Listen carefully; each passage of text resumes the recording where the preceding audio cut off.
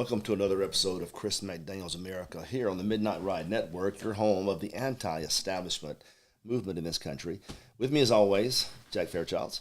Hey, Chris, we're happy to have you back, but you didn't leave me high and dry last week. You did send in a McDaniel, and we had Cambridge McDaniel's I sent America. in the better McDaniel. My son co-hosted last week. If those of you that did not get a chance to watch that, it really is interesting. He did a great job. If you get a chance, go back to last week and you'll see really his first show ever. And to think that he's only 18 years old and was able to do that is made me a very proud dad, to say the least. And Jack, you did a good job with him as well. Some good banter, some good questions, and he seemed to answer them like a professional. He did. I think some of yours rubbed off on him. And if I'm not mistaken, I think he did get on one of our broadcasts years ago when we were doing the Right Side together. Well, but it was just a cry. No. This is a different world here. That was first of all, that was radio. And second of all, he was just a baby. Mm-hmm. So it was his first real world reasonable interview, I suppose, outside of baseball and things of that nature. But I was really proud of him, and like I said, if you get a chance, go back, watch him. He thinks he wants to be in politics one day. You're trying to talk him out of it? Well, not necessarily. I'm a bit torn because I know how sweet he is and how kind he is, and I know I don't want the world to kick him around unnecessarily. That's the only thing, and politics has a way of really leaving scars. Yeah, I don't want to see my son scarred. I want to see him whole, but then again, I want to see good people run because Lord knows we have enough rotten eggs in office right now. So I'm a bit torn about that. Now, with all that said, this has been one of those weeks. No stories were clearly dominating the news, with the exception of that tragedy up there with the school shooting. We'll talk about that later in the show. But we also saw quite a bit of interest in what now in Washington, D.C. And you've heard the stories. First of all, you've got ICE agents roaming the streets. Second of all, he's literally taking control, if you will, of the Washington, D.C. police force, thereby making him essentially Donald Trump police captain or police chief. That's a cool title. And you think, well, how can that be? Here's a cool bit of information for all of you. Thomas Jefferson, one of our presidents, remember? Yes. You do? I've learned a thing or two about Thomas Jefferson. When he served as president, he also served as president of the D.C. School Board. I did not know that, though. Yeah, it's a cool fact. There's your cool fact of the day. Mm-hmm. And you say, well, how can that be? D.C. is a city. D.C. is its own separate city with home rule. No, it's not. No, it's not. And I'm kind of sick of the D.C. politicians even saying that because D.C. has never been a city of home rule. And the Congress has allowed it some degree of control. But if you look in the Constitution, there's a clause there, an article there, that clearly gives the federal government power over that district. It's not the same as if they sent federal troops to Alabama or to Michigan. That is a federal city. It's a federal protectorate, if you will. And pursuant to the Constitution, Trump has every right to take the actions that he's taken. Now, here's a bit of a history lesson about how he took the action and why he took the action. D.C. is somewhat rotten. Now, no, not just Congress, not just the politicians. There's a lot of crime in D.C. And while it is accurate that crime has been decreasing there slowly over the years, it's still 25% higher than most major cities. So let's not lose track of that. You can have a reduction in crime in a spot and have it still be an outlier when it comes to crime and corruption, especially violent crime. D.C. has an awful lot of violent crime. So Trump decides, you know what, enough of this, let's clean the city up. And you would think that he had completely torn the Constitution and to pieces, when in fact he was simply using a provision in the Constitution that enabled him to take authority via congressional action. Now, that's the rub, via congressional action. The president can't simply act in D.C. without Congress giving him some authority to act in D.C., but Congress has done that. It's called the Home Rule Act of 1973. We call it Section 40 in the law. You ever heard of Section 40? I have not. Obscure. It's obscure. Yeah, it's very it really obscure. is. Let me tell you this. Why it's so obscure? Guess how many times it's been used in all the world's history? 0? This is the first time. That's this what is I how figured. obscure this federal provision is. Section 740 of the Home Rule Act. And this is the way it works. So we're clear about what's happening and what's not happening. And I want to once again prove to you that Trump is not acting like a tyrant here. He's acting pursuant to a law in black and white. So all this stuff about him being authoritarian and about him being a dictator, he's following the law. Yeah. So what's the law here? Here's what it says. The president first has the right, pursuant to that section 740, to declare an emergency. That's kind of the rub, isn't it? What is an emergency? What is not an emergency? Well, the act doesn't define that. So he's given great deference by the courts, and now he determines what an emergency is. Here, he's determined there's an emergency there with rising violent crime and things of that nature. It kind of makes sense. It's not the classical emergency, but it's an emergency nevertheless. Number two, the act says you can do this, Mr. President, for 48 hours. That's his time limitation. Unless, of course, the act says he writes a letter to Congress explaining why he needs more time than 48 hours. Yeah. He's done that. So check this out. He checked every single legal box. That's not the act of a tyrant. He's following the law. This is where it gets interesting. After he checks that box and writes the letter to Congress, then he has 30 days. And that's it. At the end of 30 days, before those orders can be maintained, that is, he's federalized the police force. Before they can be maintained, Congress has to pass a resolution. Mm-hmm. Now, Congress probably isn't going to pass that resolution. So remember, we have checks and balances here. He's not acting unconstitutionally. He's acting within the law. And we also know the window of action is only about 30 days now because Congress is not going to act. Now, he's done this, and guess what's happened? Crime has been reduced. You got to be kidding me. So the president, acting as a police chief, takes action that he has the right to take via congressional authority, and it actually worked. It wasn't a blue ribbon panel. It wasn't a commission on crime. It wasn't a community prayer service. He just took action, and crime was reduced. There's something to be said there because Democrats have had control of that city for a long, long time, and they couldn't do what he did in 12 days. So not a major homicide, not a single homicide in the last 12 days. That's a first for that city in a long, long time. Now, here's where things get interesting because the liberals naturally take the Washington thing, which they don't have an argument for. Yeah. And they declare that, oh my goodness, he's going to do this all over the place. I don't know. Now, granted, I think he's talking about taking some action in cities like Detroit and in Baltimore and Chicago, but the law doesn't give him the authority to do that, at least not in the traditional Section 740 sense, and I'll get to that in a second. Well, I'll go ahead and cover it. The reason the 740 thing makes sense is because D.C. Congress is given the power to control D.C. exclusively. It's called plenary power, which is all-encompassing, okay? That same pathway to control Chicago doesn't exist. Mm-hmm. That same pathway to control Detroit or wherever, San Francisco, doesn't exist. So if Trump tries to take action there, he has to use different pathways. One would be the Insurrection Act. Mm-hmm. That's a federal law. The problem there is that usually that's almost because of governor's request when that occurs, and that's when somebody isn't enforcing a federal law. Mm-hmm. Federal law that's been passed, signed into law, and is being ignored, or whatever the case may be, or theoretically acts of open insurrection. We haven't seen that, but could one day, I suppose. At that stage, the president certainly has the prerogative to control, if you will, and send the National Guard in for those instances. I got a question on that, because you mentioned if they're ignoring federal law, could cities that, declare themselves sanctuary cities harboring illegal immigrants in this country, could that fall under that classification? Probably not, and here's why. Mm-hmm. And we'll get to that in a second. Here's the reason. Because your argument is sound on its face, but remember, cities and states specifically, have their own unique sovereignty under our system. And state institutions like sheriff's departments cannot be forced by Congress to actively enforce federal law. They sometimes do because they choose to. Yeah. But if a state were to say, look, stand down, don't help them, that's permissible.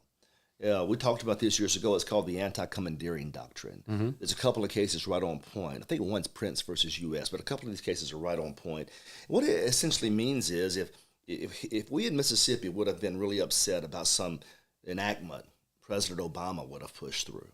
And President Obama would have sent ICE, not ICE, he would have used ICE like that. Say he would have sent the FBI or someone down here to enforce one of his new rules that violated our principles. Yeah. We could have told our people to stand down. Now, we can't obstruct. There's a difference, right? Yeah. You can't forcibly obstruct or arrest, but you can stand down. So that's permissible. You can stand down.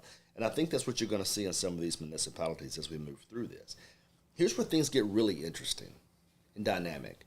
Because we know if he's so inclined to use the Insurrection Act, he could send troops in at that stage. But that's almost always at the request of a governor, right?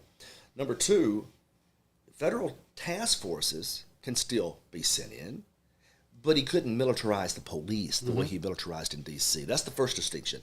In D.C., he literally militarized the police department. Yeah. Well, roughly. It's a pseudo-militarization, but it happened, right? Yeah. He cannot, under our enactments, under our Constitution, do that in Chicago. Okay. They have their own police department. That's a state issue. That's a city issue. He does not have the authority there. Can he send in the FBI, the DEA, the ATF, or ICE to operate in those cities? Yes. Yes. Does Chicago have to participate in that? No. No. See the distinction? Yeah. And conservatives, some will say, well, that's awful. That's actually the beauty of our system. Yeah, I'd rather have the states and have their own power. It's the beauty of our system. Yeah. God knows if there was a strong Democrat in office, what he might try to do with troops Exactly. around this country to conservative places, right? So we have to be really careful about that. So you have all of these issues surrounding what's happening, and there's a couple of things that are clear. He can act in Washington almost without limit, with the exception of 30 days. That he has a limitation there. He will not be able to do that in these other cities without significant court fights, and they probably will not prevail in those cities. That's just the reality of it. Now let's talk about something super uncomfortable, because we want law and order, don't we? We do. I mean, I want law and Yeah, order. absolutely. I am sick of these inner cities being governed by Democrats and watching them almost burn to the ground every Saturday night because they can't control their people. Exactly. Right? And there's a lot of reasons as to why that might be the case. From a Democrat standpoint, it seems to me they coddle more than they protect. It seems to me they make excuses and justifications for criminal activity more than they condemn. Have you noticed that? I have. And it seems to me they elect or appoint prosecutors that are more concerned about political prosecutions Yeah. than they are about law and order. Yeah. And so naturally the criminals, they're run control over parts of these cities. Chicago is a great example, and this conversation is going to be incredibly sensitive. So you got to bear with me here. Yeah. Be careful what you say too, because they'll come after you. They'll cut off your electricity like they tried to do yesterday. All right, and hear me out here. I happen to love the city of Chicago. I know you do as well. Oh, it's my favorite city. And I know a lot of Southerners think, why would you go to Chicago? What do you see in Chicago? It's until you've been there. I worked there a lot. I've worked there for years. And until you've been there on that upper north side and seen the beauty of that place, the beauty of those people, the wonderful food, the art, the sports, the lake, Yeah. the temperature. September, I probably shouldn't tell you this because I don't want you to go in September. There's not a more beautiful city in this country in September than Chicago, Illinois. There, I've said it. And you say, well, what about all the crime? It's really not bad at all north of the river. Basically, if you get up the north side, it's suburban averages. Same averages as you see in the suburban areas. You get on the far south side, that's a problem. You get on the west side, that's a problem. So if you want to go to Chicago and enjoy yourself, do not go to the west side. Yeah. In fact, I'll tell you a funny story. When I first went up there years and years ago, this is when they still had phone books. Remember phone books? I do remember What an phone books. antiquated thing that is now. There used to be, for all you young people out there, you would get a phone book every so often, I guess once yearly. I think it was either once a year or once every 6 months. And it had all the numbers in your little community and other little communities Yeah. around your community. And get this, you had to sort through it alphabetically and find who you were trying to call, and bam, it was right there in the book.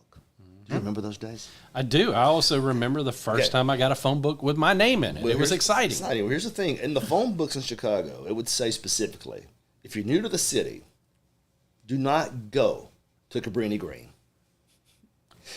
It's an over the west side. It's a dangerous place. It literally said, you will get shot if you go. There will be no protection here if you go to that area. And I thought, wow, well, that's a good idea. I'm going to stay clear of Cabrini Green, the far south side, far west side.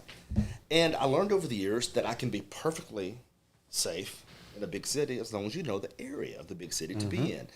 Unfortunately, that's a lot of our American cities. So we probably shouldn't stereotype the entire city of Chicago when we say that it's violent. It's not violent. Fractions of it are violent. Now, here's where the conversation gets tough because it involves issues of race. You better put that phone down, get focused here. They're going to take you. This is your last show. Issues of race. Inglewood, Austin, Garfield Park. These are black neighborhoods. And that's where the crime is. I'm not saying that's right or wrong. I'm not trying to get into the cause of it. There are a million excuses either way and a million reasons to blame either way. That's what the crime is. 80% of murder victims in Chicago last year, African American. Shot by African Americans. And you Democrats claim you care. Yeah. You claim that you care, and yet you have this war on your streets that we know exactly where the geography is. We know exactly who the perpetrators are. But we can't talk about it because somehow it's politically incorrect. Somehow it's wrong to discuss race in correlation to crime. But the numbers don't lie. And the numbers are just math.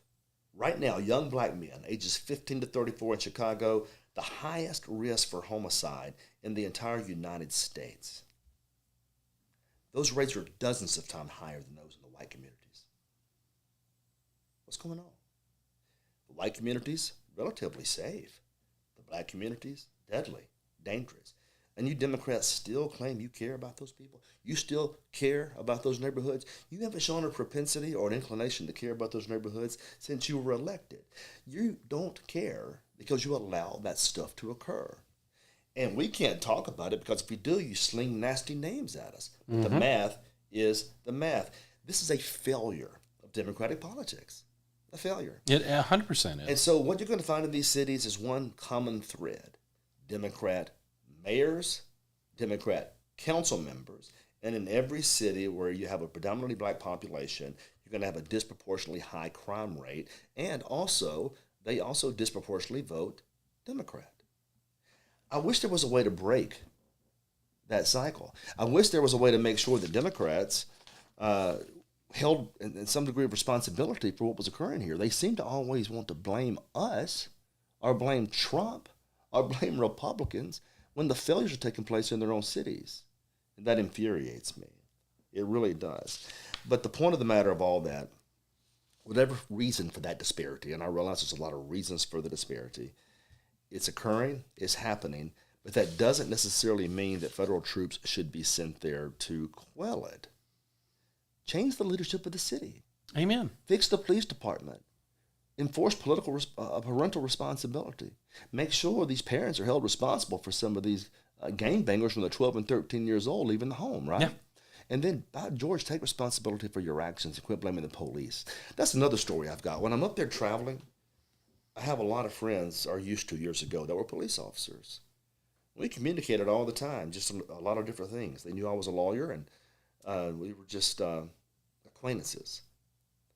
Do you know, he told me one time, or one of them did, he says, everybody hates us here. He didn't mean the north side. Yeah. He said, everybody hates us here. He goes, you know, here we are, busting our chops, doing what we can to make the city safe, and they hate us here. That's an extension of Democratic leadership, isn't it? Yeah, it is. Isn't it? I mean, haven't they attacked the police officers enough for trying to do one of the most difficult jobs in the world? Yeah. They don't pay them well.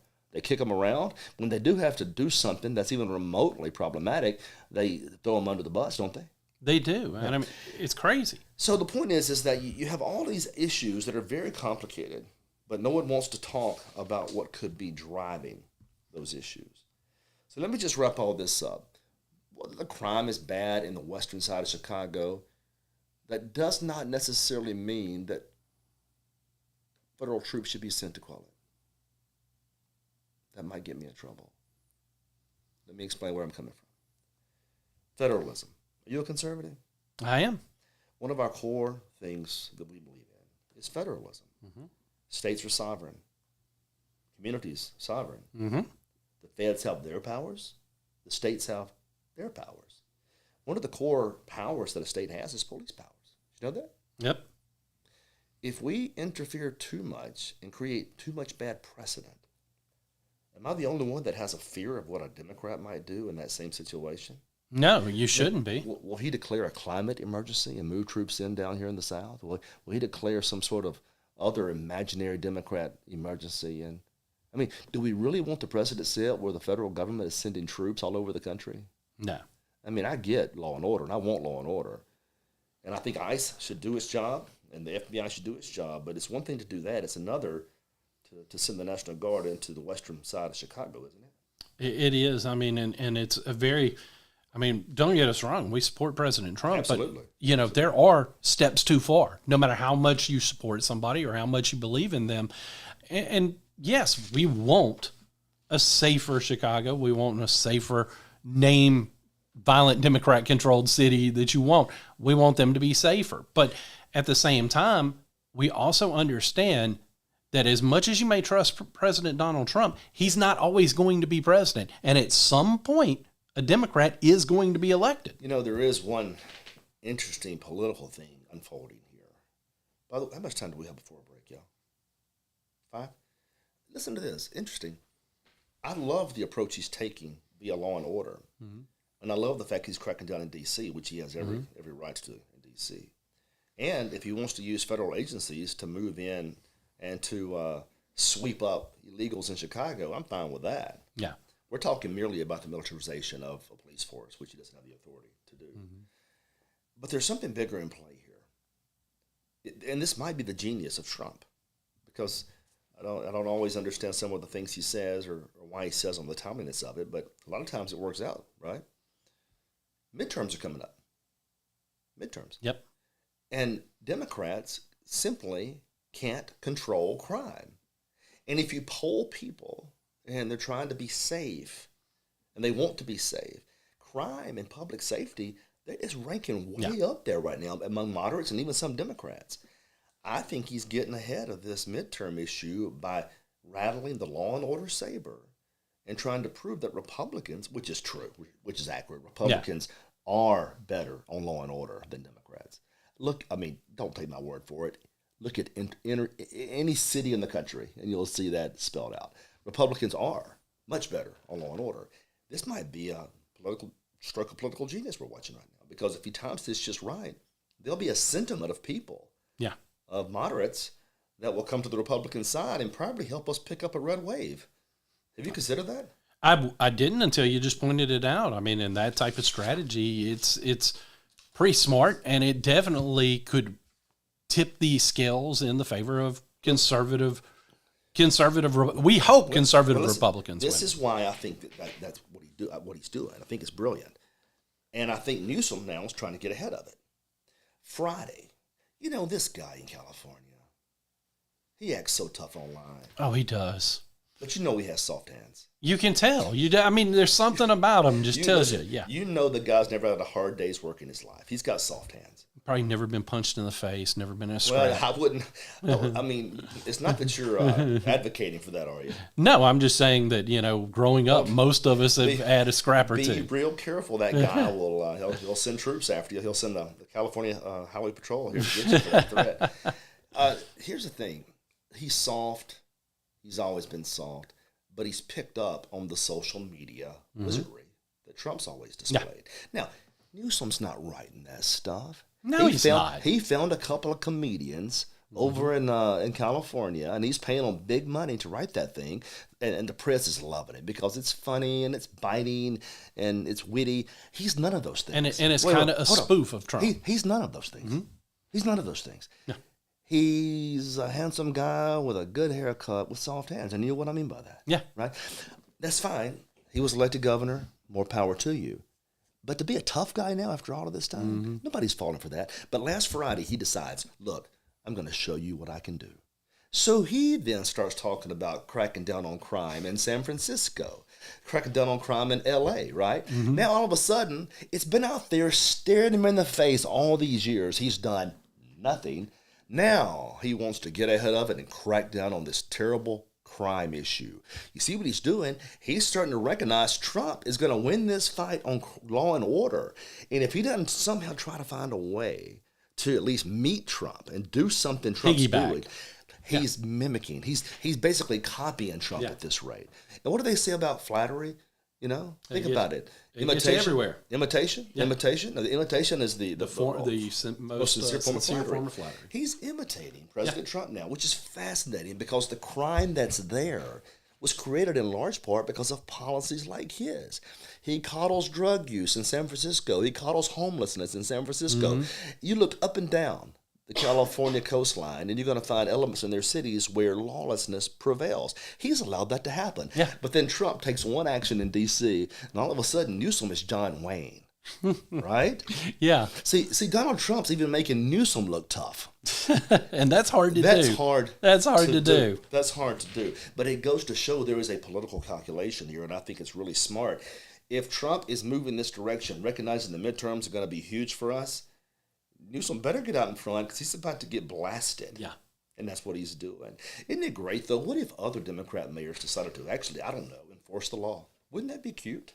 It would go a long way to improving things, but we know that most of them won't. But consider, once again, just the threat that he's made to potentially send troops into Chicago.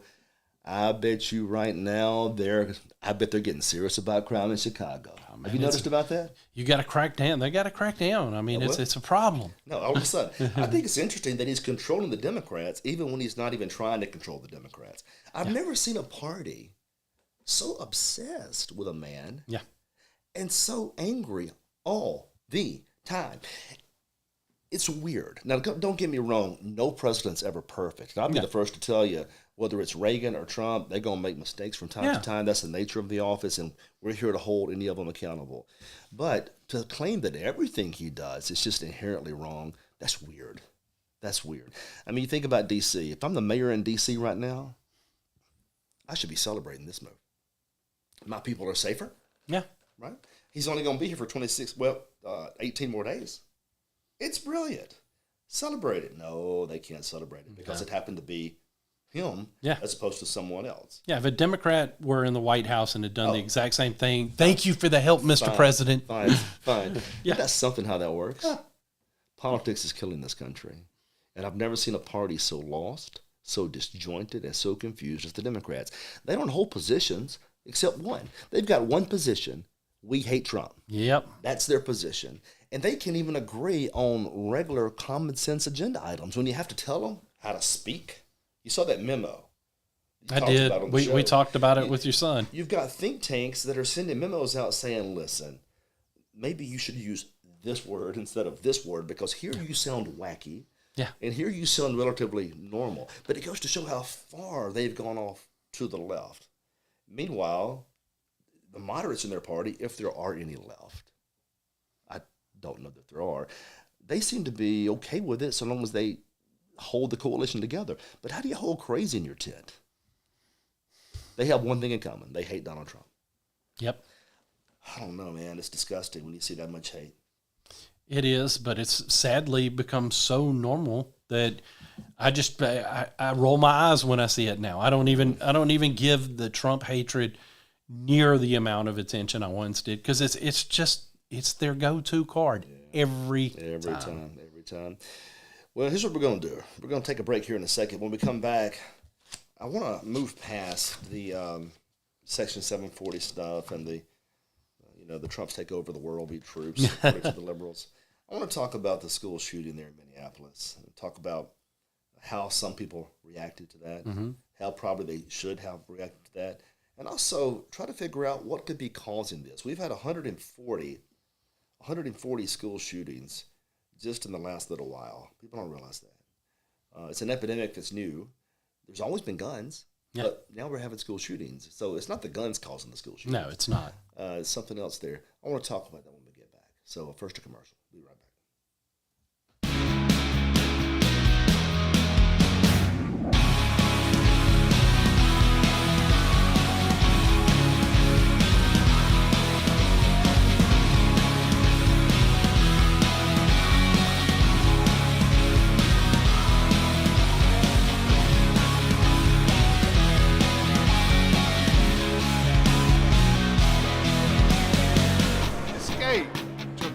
River Resort.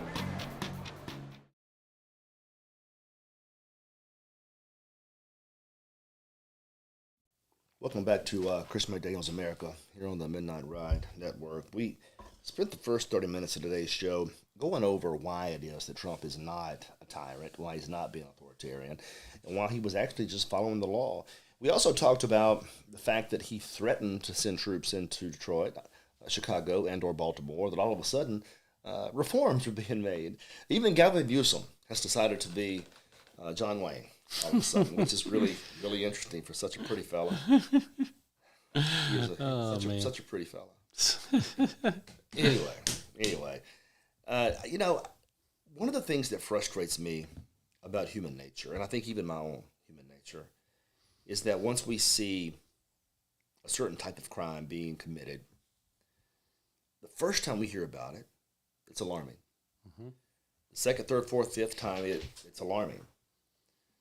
60 times in, it doesn't feel as alarming. There's something about us as humans, we try to rationalize and work through terrible, tragic events, right? Yeah. The sad thing about this country is these school shootings are becoming way too prevalent. And now you see them pop up, and where we all used to just gasp in terror, it looks like it's another news day. We're not supposed to, that's not right. These are children. Yeah. These are as bad, this is as, if you want evidence of a society in decay, evidence of a country that's falling to pieces, or has been for 10 years. Yeah. Think about the type of maniac that would go into a school and shoot it up. And where it used to be, you almost never heard of it, then it became somewhat infrequent. It's becoming frequent.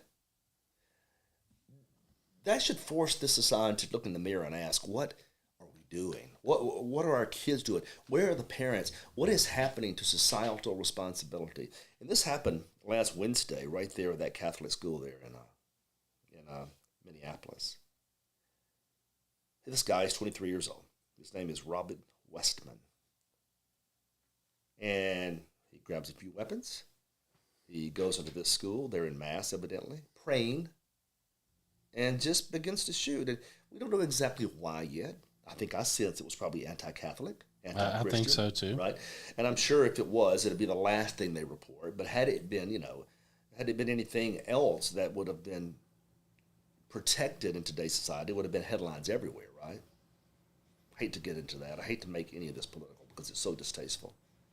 But he goes in there and he kills an 8-year-old boy. He kills a 10-year-old girl. He injures, 18? Yeah. And why? Because he just felt resentful. Because he felt like he had to strike back at society. 23 years old. Domestic terrorism, possibly. Hate crime, certainly. This is the 140th school shooting in the United States in just the past few years. How do you explain that?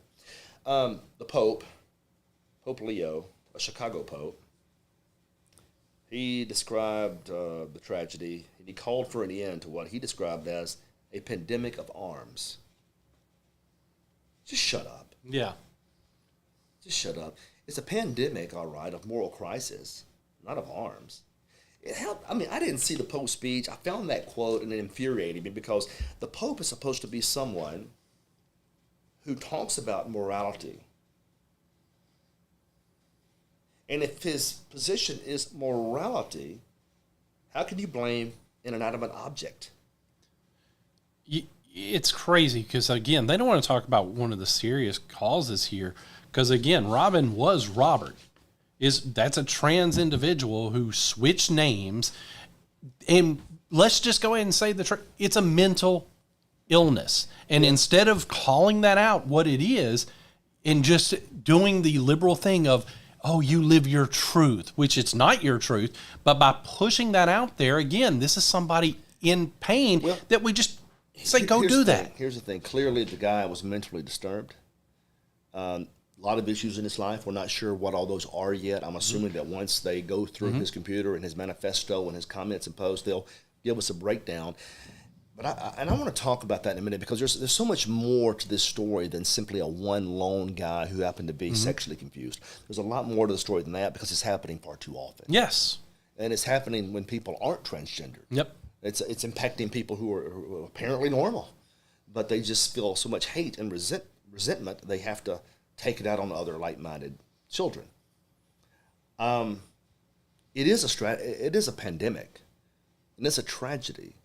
And I will, to give the Pope the benefit of a doubt, I will go back and review his whole speech because I hope the way it was reported, he wasn't simply talking about the pandemic of arms. Pandemic of violence? Yeah. Yeah. Pandemic of immorality? Yeah. Yeah. Pandemic of criminality and a lack of self-control? Yeah. But that's not the arms' fault, is it? Shouldn't be. It shouldn't be. It shouldn't be. So here's the real question, right? Why? And this is another part of the show that's going to upset everybody out there that doesn't think rationally. Because if you think rationally, you see that things run in patterns.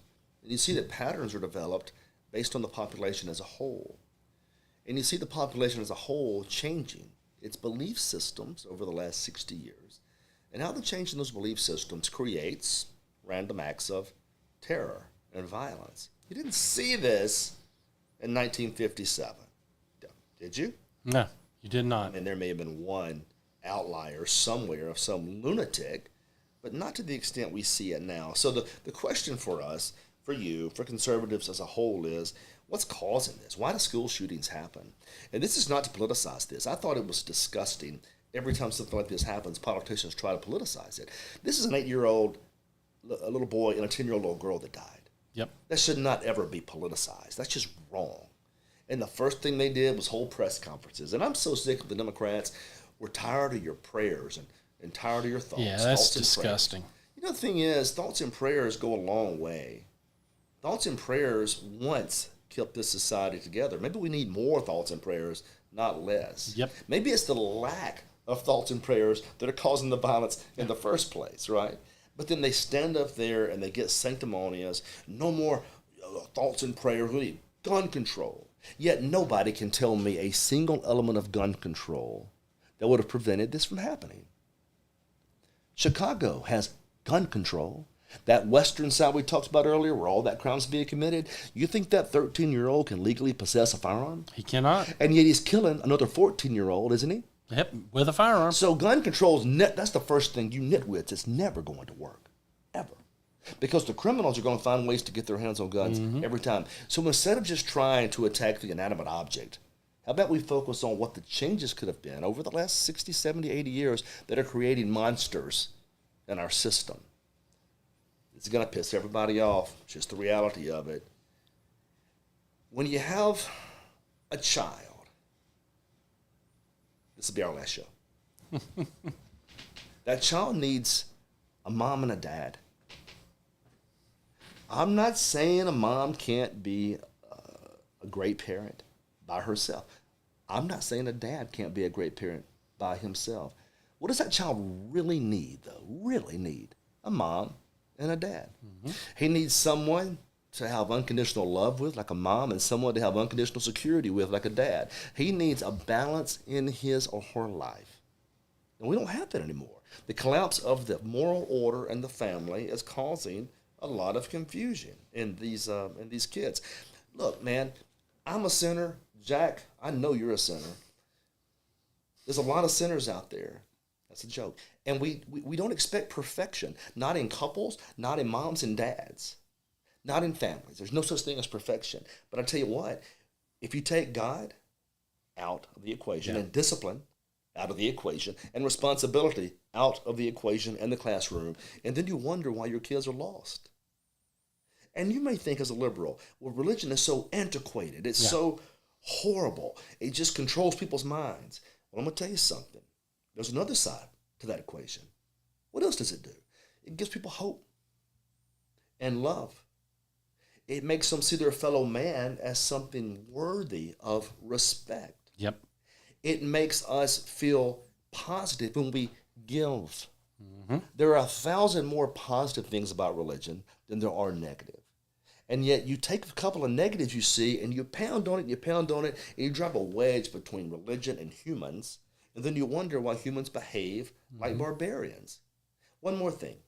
I know this is so unusual for you liberals, but people that worship fear an afterlife of disappointment. In other words, if you don't live a good life, there's punishment on the other side. Right? That is correct. I mean, granted, different denominations handle that differently, and if you're saved, and you get to go to heaven, and that's wonderful. But the consequences of a bad life, the consequences of bad decisions, the consequences of rejection of Jesus results in what? Eternal damnation. Punishment. Something to be said about that. You may think it's strange and burdensome, but it keeps people squared away on the straight and narrow for the most part. Love and hope and charity and a fear that you don't want to disappoint. It gives you a moral compass. A North Star. It's gone now. It's gone now. And we wonder why our kids are acting this way. Number two, video games are violent, the movies are violent, the TV is violent. Now, I'm not saying ban that. I know a lot of people say ban it. No, government action is not the answer. Government, you can no more get rid of violence than they can get rid of guns by trying to control it. You can't.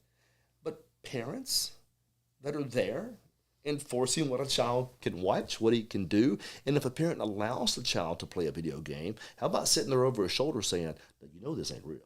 Yeah. You know this is a game, right? You know you can't do this in real life. You know, parents have ways of allowing kids to expose themselves to that type of imagery over time as they age, but then also be there for them to support them and say, look, this is just a video game. This is not real life. But if you lock one in a room for 12 hours and mom and dad never comes in there, and you turn the internet loose on his head, on his mind, and you wonder why he's addicted to pornography, and you wonder why he's trying to shoot things up, it's because the parents weren't raising the child. Yeah. Whatever happened to parental responsibility in this country? My God, we don't expect kids to be perfect, and sometimes parents are perfect, and the kids are still imperfect. But I tell you this, more times than not, if you have a role in your child's life, the kid's going to be okay. Yeah. He's going to make mistakes. He may have that drink too early. He may roll a yard one night. He may do something crazy, but chances are, the odds are, it's going to be okay. Yeah. And who would you rather trust with that child to raise him, to teach him lessons? The government? No. Or a mom and a dad? A mom and a dad, all day. So we glorify violence. There's no one there at home to explain to the child what this is all about and why violence should not be glorified. And then churches and civic groups and others are told to get lost, right? Yep. Lonely boys with no purpose, they become dangerous boys. Always understand that. Men grow up and they have one of two options, it seems, right? You have good men out there, and we thank God for those good men because they stand to defend this whole world against the bad men. The psychopaths, the sociopaths, they're out there. Those that don't know right from wrong, those that didn't have a mom or dad, those that may already be mentally disturbed. Thank God for good men, right? Mm-hmm. But it seems now we're being outnumbered because society, in this sense, is crumbling. The problem is when it crumbles, no government, no law, no regulation, no reform can bring it back together. So these are symptoms of a greater problem that we're having. You may be an atheist or agnostic, fine, but at least concede there is value in a system that teaches love your neighbor like you love yourself. Yeah. There's value in that system.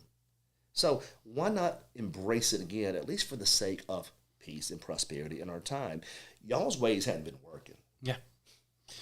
You know, I mean, you definitely have seen us move away from the church as a nation. That has opened the door for this type of immorality. We've seen, a move away from things that we once considered to be a mental health issue, and we try to normalize that stuff. In addition to moving away from religion, we can look at other reasons why we're seeing this become a more common occurrence. And when you start to do that, you realize it's not the guns, it's us. Right. It's us as a society. Well, let's list these things then, okay? Collapse of the moral order, cultural glorification of violence, loss of faith in community. By the way, we didn't get into community. What that means to lose community. You know, even if you have a mom and a dad that aren't always available, say dad's not around. Yeah. In tight-knit communities, sometimes others will come to the aid of that child. Yeah. We don't have those communities anymore. Not at all. They're being degraded. Now, we have online communities. God help us there. Most online communities are somewhere I wouldn't want to walk at night, would you? No. Okay, so we're losing that. What's the other? Failure at mental health and discipline. A lot of these kids, you see early on there's problems, but we lack the awareness and or the ability to get in front of it and control it. That's a mental health crisis in this country, caused in part by the loss of family and the loss of community, right? The things we just talked about. The mental health crisis is a result of that. You know, again, this is me just pontificating, speculating. You know, if you go through life, right, and you're a young man or a young woman, and you already feel hopeless. Yeah. You don't feel loved. You compare your own failures based on what you see others portraying on Facebook and social media. So you feel like a loser. You start being enraged and angry. You feel like the world's against you. You feel like there's nothing you can do to change it. And no one's there to tell you otherwise. The natural result is you strike out in some form or fashion. It might be a drug use, it might be shooting, it might be some other assault or whatever the case may be, but you strike out. You got to reach these kids before they strike out. And the problem is we're not. And I'm not suggesting that's a governmental role, because God knows government can barely deliver the mail. Yeah. Right? But these are complex issues that have to be solved. Churches are good at that. Social communities are good at that. Civic groups are good for that. Volunteers are good for that. We need more outreach from that perspective. And then lastly, this whole debate about access versus use of guns. I'll just say it again. You know, guns have been in American homes for centuries. You know that, right? Yes. All right. But school shootings, that's a modern epidemic, isn't it? Pretty much. The change isn't the gun. The guns have always been there. It's the kids. Yep. It's the kids. And until we address that root cause, doesn't matter if they're black, white, Asian, whatever, until we address that root cause, we're going to still see violence. Yes, you know, we we are. talked about the racial component in Chicago with 80% of those poor guys being African-American. And the Democrats seem to think that's okay. That bothers me. They make up 29% of the city's population, and they're 80% of the gun deaths. Wow. Come on, lefties. What are you doing? Anyway, it fires me up. By the way, no real solutions were offered by anyone after the shooting. Thomas Massey probably came the closest from a perspective of government. He said that the, the Gun-Free School Zones Act that was passed back in 1990, he would repeal that. He'd repeal that. You know, right now, the way that law reads, if you're within 1,000 feet of a school, you're not supposed to have a firearm. And he was suggesting that the great majority of these shootings that are stopped, it's stopped more quickly and more efficiently by a citizen carrying a firearm than it is a police officer carrying a firearm. The reason for that's common sense. The police officers have to respond from great distances. Yep. Whereas people that are already there with firearms can respond and stop the shootings as they're occurring. Yeah. And that's happened 51 times in the past couple of years. Citizens just stopping the shooting themselves. So it's not the gun, it's who holds the gun. It's not the weapon, it's who shoots the weapon. And I prefer good guys with guns. I do too. So I think Thomas Massey's probably onto something there, and it's something Congress should look at. Of course, Congress will not look at it because they're more concerned about, fundraisers and cocktail parties than they're actually governing. Whatever the lobbyist wants this week. Yeah, the lobbyists don't care much about that. Yeah, no. How much time do we have? We're down to about 15 minutes. I could talk about so much, but I do want to talk about something we saw the other day. And Jack, you brought this story to my attention, and I swear I'll never understand how some people perceive some writers and why they can't see through what the writers are attempting to accomplish. Now, there's a writer here in Mississippi that's written an article about term limits. You bought this to me, right? Yep. And this writer is a smart enough guy. I don't know how long he's been writing, but it seems like 176 years, doesn't it? It 100% does. I mean, I don't remember a day in my life where he wasn't writing. And he's a good writer, and I bet you he's a smart guy. His name is Sid Salter. I have nothing negative at all to say about Sid Salter. But I do know this for an absolute fact. Even his Facebook page once said it. He's a self-proclaimed moderate. Mm-hmm. Let me explain what that means in this era. Democrat. Yeah. I mean, come on. He's never written a positive word about Reagan or about Bush, right? Never. Nope. I've never seen him write a positive word about Trump. Yeah. But all the positions he takes seems to ratchet up when it comes to big government. Mm-hmm. He loves big government. I'll tell you why in a second. He loves incumbents. I'll tell you why in a second. Yeah. You know the answer to that as well. It's not just a moderate inclination. It's who he works for. Yeah. Who's he work for? He works for the state of Mississippi. Yeah, Mississippi State University. Yes, sir. And so, again, not a bad guy, but remember, when he's writing something, don't think this is Uncle Ed that shows your conservative viewpoints. This is the guy that's designed to protect the power of government because he is the power of government. It protects him. Yeah. That's the umbrella by which he makes his living. Nothing wrong with that. Seriously. He should defend, I suppose, the folks that got him there. But we shouldn't be fooled by it either. No. So when he writes an article here, he says that term limits are a tired gimmick that disempowers voters and weakens Mississippi. There's no evidence in the article about that. No, none But whatsoever. there's a lot of strong opinion. Which I'm fine with that too. I don't expect these short articles to be persuasive arguments all the time. But I'm afraid I don't understand his point unless it simply is to protect incumbency. I think that is his point. And to protect big government. Mm-hmm. You know, it's funny. In one article a few weeks ago, he's lamenting the federal debt being so high. And then he keeps voting for the same people that drove it to these astronomical levels, saying that somehow it helped Mississippi. And he can't seem to understand the disconnect between one and the other. Mm-hmm. All right, so let's talk about term limits. One of the things about term limits that frustrates me is this, or at least the people that are anti-term limit. There's a cool line they use. And it's an applause line they use. Yeah. And it's corny, and it's anti-intellectual, but it's designed to take advantage of the 12-year-old mind. And disarm people. It is. It's 12-year-old mind. Mm-hmm. My God, we already have term limits. It's when you go to the ballot box. Yep. Corny. That's not term limits. Yeah. It's cute. I will say that. Yeah. It's an applause line for a county fair. Yeah. But it's not practical. No, it's so not. Let's talk about term limits. There are basically 30 reasons for term limits. We'll talk about 6 because I have probably, 7 minutes left. First, career politicians. Who among you still believes in career politicians? I want one person with a rational, reasonable mind to tell me how career politicians have been great for this country. Just one. It's not going to be me. I want you to tell me how Benny Thompson goes in to the congressional district he serves in Mississippi on a supervisor's salary. And they say the cat's worth millions now. Mm-hmm. Right? I want to know how that happens because that's a career politician in my mind, right?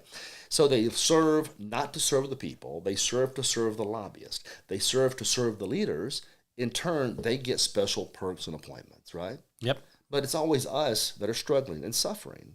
And we talk about them, and we say it's bad, and they always manage to get reelected. And Sid would say, well, that's just the people voting. That's not quite that easy because the people are misinformed because of the disparity in spending power that occurs with career politicians. And here's how this happens. So if you want to break the career cycle, you have to be for term limits. I agree. Number 2, it reduces corruption. As these cats advance in authority and seniority and power, so do the lobbyist money. Yep. You'll be surprised at how much more you get from the lobbyist as you rise in the committee chairmanship ascensions, right? Mm-hmm. If you start down here on the bathroom committee, you're not getting a bunch of checks. By the time you get to the appropriation committee, you're making millions upon millions upon millions of dollars, right? It's a crooked, nasty system, and it's influence peddling. If you want to get rid of the influence peddling, you have to be for term limits. Number 3, what about just fresh ideas? When these guys come in to get into office, say you're a U.S. Senator, and you may have run in 1968 on Agenda A, B, and C. Yeah. Now, Agenda A, B, and C might be your wheelhouse. That might be where you want to be, Agenda A, B, and C. Meanwhile, your constituency has moved on. And they want D, E, and F, but Yeah. you're still stuck on A, B, and C. If you elect new people, these are people that just a few days ago were among the voters, that were working among the voters. They haven't spent their life in D.C. surrounded by fences and security guards and perks and special privileges. These are folks that are out there working with you. They have new ideas. They have fresh ideas. Why wouldn't you want them to represent you as opposed to some old cat that sit there for the last 30 years and knows nothing about the state he once represented? Number 4, this is the other part that's so serious. You think elections are fair in this country? Seriously, you think a challenger has a real fighting chance against a 30-year incumbent? No. Do you really? No. Come on. They get elected 98% of the time. If there was some degree of fairness, I assure you that number will be much lower. Here's the way it works. That career politician that's made his living raising money on the backs of lobbyists, he has a war chest now.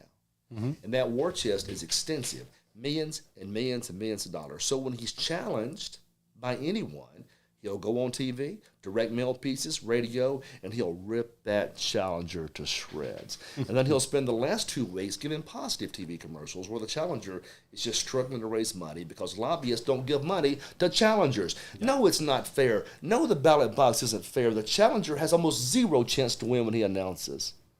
There's been one U.S. senator that I can remember, ever, that actually upset a sitting United States senator in a primary, and that was Mike Lee from Utah, remember? Yep. And then we got Cochran in 2014, only to have it stolen 3 weeks later. There's a reason that is. All the money, power, and prestige belongs to the incumbents. No, you don't have the same rights to the ballot box because the money is too substantial. And then how about a couple of more things? How about returning power back to the people? Yeah. Is that a problem? Do you mistrust or distrust the American people so much that you can't trust them to be in Congress? Bill Buckley once said, I would trust the first 100 people in the phone book before I would trust the first 100 senators or House members I've met. And I'm the same way. But let's just throw all that out. Ignore it just for a minute. I'm going to wrap this thing up. You're still against term limits because you think you have them already. How's that working out for you? I mean, throw every argument out and let's just come back to one central theme here. Are you ready for change or not? Because the only way to effectuate change is going to be to shake the system. And term limits is the only real way to shake the system. Yep. So if you're fine with the status quo, you be against term limits. That's cute. But just know it's never going to work the way you claim. It's insincere. Nope. It doesn't match the rhetoric. There's not enough money in the world to offset what you're trying to set up. Let's shake it all up. Congress has broken this country. Mm-hmm. We're $38 trillion in debt now because of those nitwits. They have no clue about what they're doing. None. Lowest common denominator in the world are Congress critters. And you know that, and I know that. And we keep electing the same ones year in and year out. It has to stop if you're going to turn this country around. It does. And to me, it's an intellectually dishonest argument to be made when your big smoking gun, your closing line is the one that you're talking about of, well, we already have it at the ballot box, because we don't. Now, I'm sure no term limits serve someone that works for the state pretty well, but the rest of us, it's not. And we need to try to make sure that folks are educated, but that's hard. So to make sure everybody understands why you might need to vote against the incumbent. A lot of folks, and this isn't an insult against anybody, they're living their everyday lives. They're trying to get kids to and from school, to ball games. They don't have time, so they'll go vote for the comfort food, the name they recognize, and that's the problem. That's all they know. And look, there's nothing wrong with Sid Salter. Nothing wrong with his position. He works for the state. He works for the government. He's trying to protect that. Yep. And that's a perfect. To me, that's humanity. But that doesn't mean it's right. Because we can protect our little honey hole while the whole world falls apart. Yeah. And eventually it's going to hit our honey hole. $38 trillion in debt. And nobody seems to connect the dots here, that it's the incumbents that are causing that. It's the career politicians that have caused. Not my incumbent. Not my incumbent. Right. Well, look, guys, this is complicated. We're here. If you really want to drain the debt, we keep hearing that phrase. It ain't happening very quickly. No, at all. But if you want to drain the swamp, I can't think of a better way to train at the term limits. I think it might be the only way. Might be the only way. So let's put our money where our mouth is. Let's get that term limits initiative passed and bring these cats home. Wouldn't that be fun? I'm here for it. All right. Well, guys, listen, thank you for being here today. We had a good time. Anything else you'd like to add before we close? Chris, it's good to have you back. Hopefully work will slow down enough to where we can get you back for, at least 4 or 5 episodes in a row. I hope so. I enjoyed it. But look, y'all did great last week, so I'm thinking about just sending Cambridge. You're just going to change the show to Cambridge McDaniel's America? Listen, I trust him. I think he'll be great. He will be great. I think he'll be great. Well, guys, thank y'all for being here. It means a lot. This has been Chris McDaniel's America here on the Midnight Ride, your home of the anti-establishment movement of this country. We'll see you next time. Looks like you've been sleeping well. Megan, he's back. The My Pillow guy. And you're looking good. Still feeling good. Well, just when you thought it couldn't get any better, we've got the best pillow ever, My Pillow 2.0. Wow, it's so soft and smooth. It's cool to the touch. How did you do that? Well, we took My Pillow's patented fill and combined it with this new technology that we didn't have back then when I invented My Pillow to bring you the best pillow in history, My Pillow 2.0. Just like all of you, I never imagined that My Pillow could get any better. That's why I haven't changed it in nearly 20 years. Then I heard about a revolutionary new technology, and I knew I had to bring it to you all. My Pillow 2.0 is truly the next generation of My Pillow. The My Pillow 2.0 is cooler and softer than the last My Pillow. It is so comfortable to sleep on at night. I look forward to going to bed, and I wake up well rested in the morning. Sleep is all about temperature and height. My Pillow 2.0's patented adjustable fill is going to give you the exact individual support you need from your head to your bed. And now here's where it gets even better. We've all experienced those temperature-related sleep interruptions where you get too hot, you toss and turn, you flip your pillow over to the cool side. Well, all that's gone with my brand new My Pillow 2.0 cooling fabric that's made with temperature-regulating thread. The best sleep just got even better. Whether you have a MyPillow or not, you need to get the brand new MyPillow 2.0. Call or go to MyPillow.com now. Use your promo code, and for a limited time when you buy one, you'll get a second one absolutely free. You're sleeping even better. And cooler, too. And you're looking good. Feeling good. I knew you would. Visit MyPillow.com.